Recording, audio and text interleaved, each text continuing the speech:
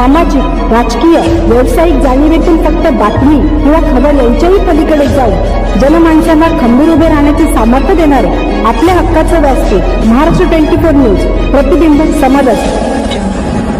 बुलढाणा शहरापासून जवळच असलेल्या मौजे देवघाट येथे सतत येणारा पाऊस, त्यामुळे रोगराईची शक्यता लक्षात घेता देवघाट ग्रामपंचायतने गावातील तुडुंब भरलेल्या नाल्यांची सफाई व गावातील बंद अवस्थेतील दिवे त्वरित बसवण्याबाबतचा ठराव दिनांक 28 जुलै 2025 रोजी ग्रामपंचायतमध्ये झालेल्या सभेमध्ये मंजूर करण्यात आला।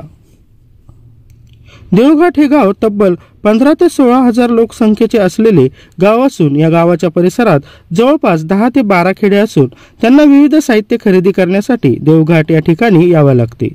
इथे दर शुक्रवारी आठवडी बाजार भरत असून त्यानंतर आठवडी बाजारातील तसेच गावातील इतर साफसफाई सतत करण्यात येत असताना सुद्धा सध्या पावसाचे दिवस असल्याने रस्त्यावरील तसेच उकरड्यावरील कचरा नाल्यांमध्ये वाहत येऊन सदर नाल्या तुडुंब भरल्याने त्यातच पावसाची संततधार असल्यामुळे सदर नाल्यामधील घाण पाणी ग्रामस्थांच्या घरामध्ये जात असल्याने साथीच्या रोगाची लागण होण्याची दाट शक्यता लक्षात घेता ग्रामपंचायत देवघाटने ठराव घेऊन नाली सफाई तसेच गावातील बंद अवस्थेतील सर्व पथदिवे त्वरित सुरू करण्याबाबत ठराव घेण्यात आला।